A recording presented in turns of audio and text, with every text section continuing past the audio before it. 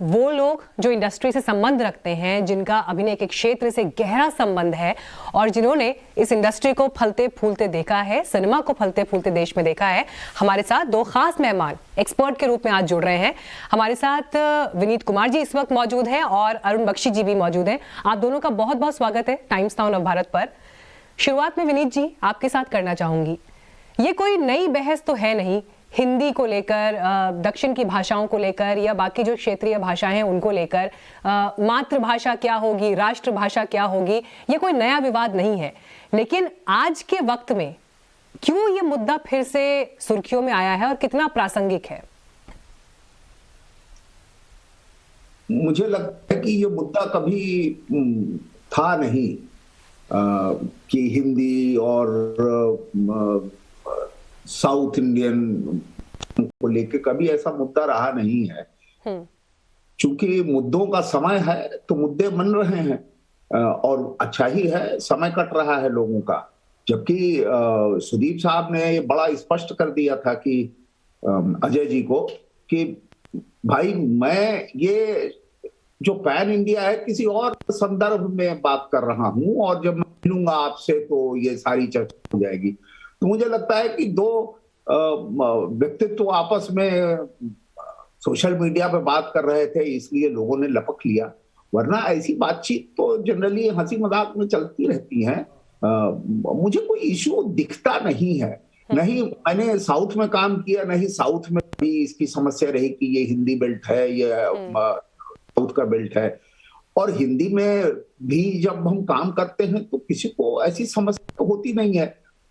कुछ चीजें क्रिएट कर दी जाती हैं, क्रिएट हो जाती हैं तो जाहिर है कि हो गई।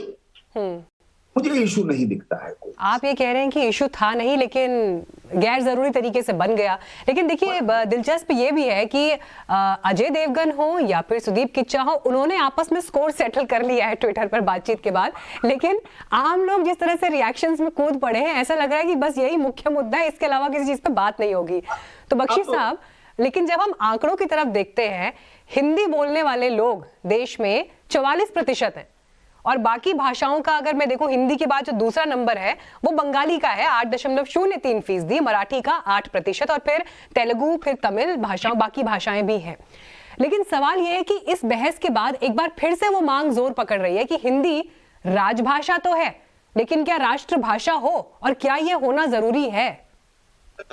देखिए ऐसा है, सबसे पहले तो ये आपको देखना पड़ेगा हिंदुस्तान में, भारत में, इंडिया में हर 15-20 कोस दूर जाने के बाद में भाषा बदलती है, उसका एक्सेंट बदलता है। 1 नंबर 2, हर स्टेट की अपनी भाषा है। मैं पंजाबी हूँ, मैं पंजाबी में सोचता भी हूँ, समझता भी हूँ, ये मेरी लैंग्वेज है, मेरी मट्टी है। लेकिन सबसे पहले मैं हिंदुस्तानी हूँ, इंडिया हूँ, मेरा देश सबसे पहले है। और ही इज एब्सोल्युटली राइट। या कोई ऐसा मुद्दा है नहीं कि दो लोगों ने आपस में बात की, बात खत्म हो गई।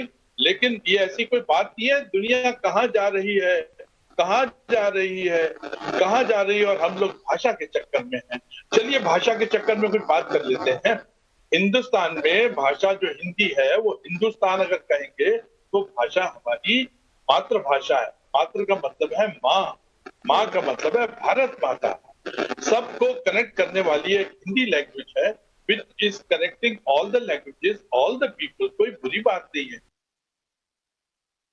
देखिए भाषाएं हो, कला हो, संगीत हो, अभिनय हो, सिनेमा हो, ये सब तो सरहदों में यूं भी कभी बटा नहीं रहा है, साहित्य हो कभी सरहदों में नहीं रहा है। लेकिन जो बहस हो गई है उसने कम से कम एक चीज साफ कर दी है जो मुझे भी लगा। अगर मैं अपना ओपिनियन यहाँ पर दूं विनीत जी, एक फैक्चुअल मिस्टेक तो अजय जी से हो गई कि उन्होंने ये कह दिया कि ये राष्ट्रभाषा है जबकि राजभाषा है, और फिर उन्हीं के स्वर में स्वर मिलाते हुए बहुत सारे आगे और रिएक्शंस भी जो है वो दिखाई दिए।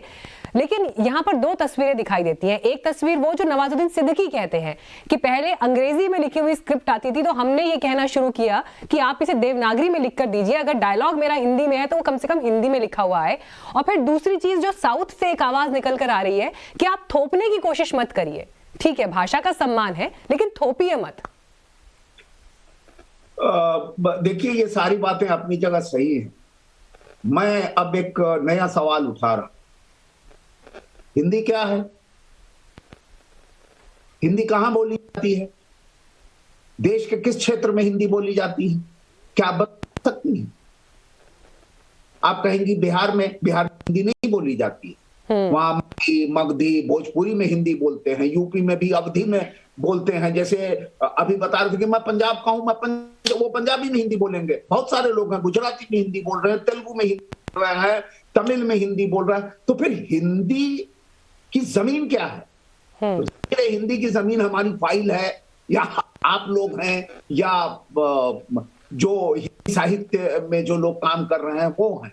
लेकिन मूलभूत जमीन पे हिंदी कहां बोली जाती? नहीं बोली जाती। अगर हिंदी मैं बोलने लगूं तो लोग कहेंगे कि ये कौन सी भाषा है? तो सवाल यह है कि हिंदी हिंदी हिंदी हम करते रहते हैं, तो क्या हम उसका प्रयोग कर रहे हैं? क्या उसका हम प्रसार कर रहे हैं? हम तो अपने रीजनल लैंग्वेज में ही बोल रहे हैं, अपने डायलेक्ट में मैं हिंदी बोल रहा हूं। आप मानते हैं कि बॉलीवुड में बड़ा कठिन समय है आज के दौर में ओपिनियन देना भी अब?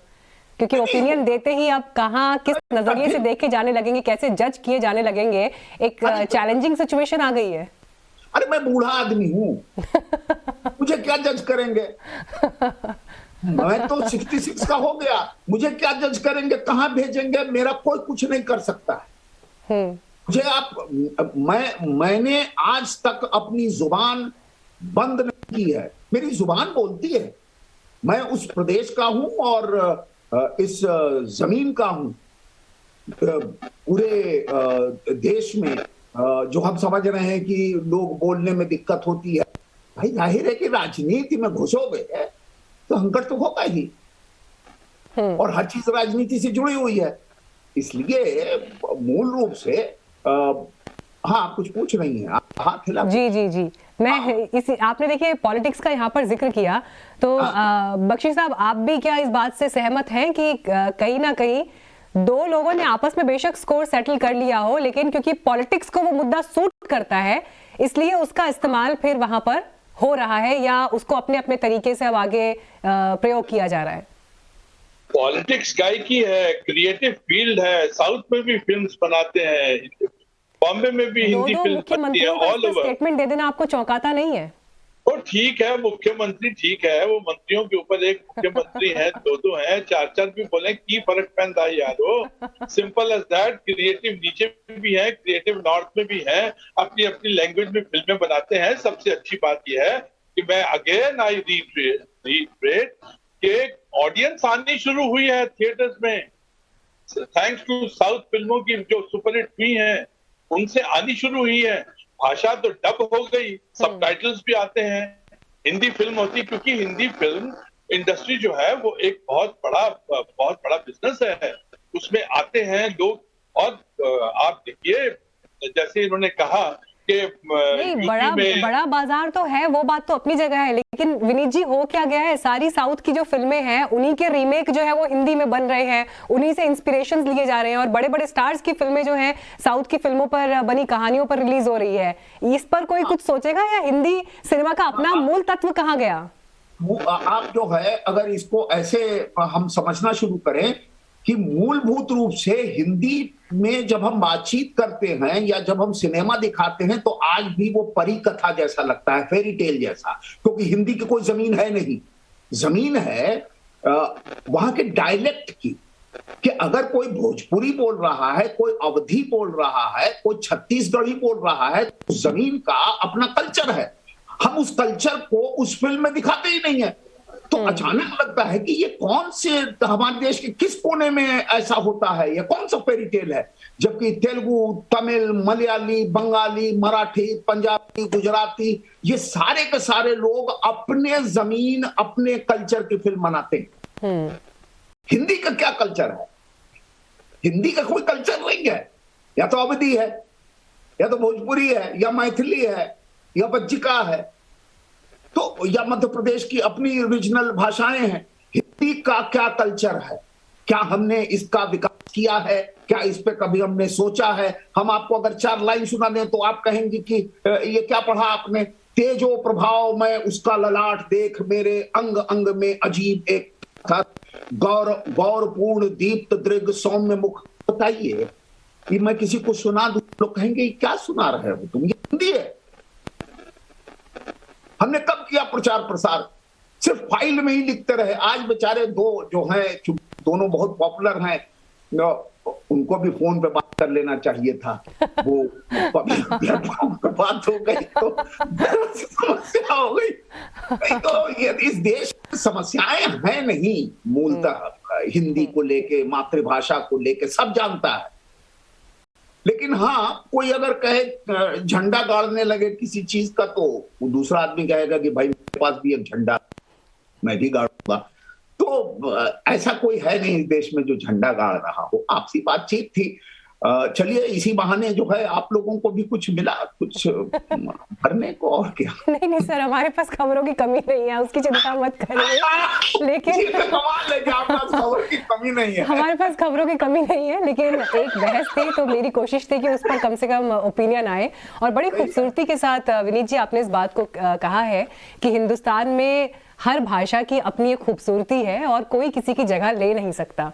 और इसीलिए भाषा न सिर्फ आपकी क्षेत्रीय पहचान बल्कि आपकी आत्मा को जिस तरह से छूती है, तो उसमें बहस पर पड़ने की बजाय एक साथ रहे, ये मुझे लगता है पूरे इंडिया का ओपिनियन इस पर एक मत होगा।